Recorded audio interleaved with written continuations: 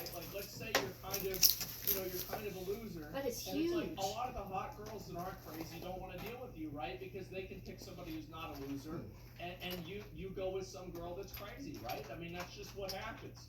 I mean, I understand. Here's the truth, right? Is that I think a lot of people get mad at me because I just say things. Oh.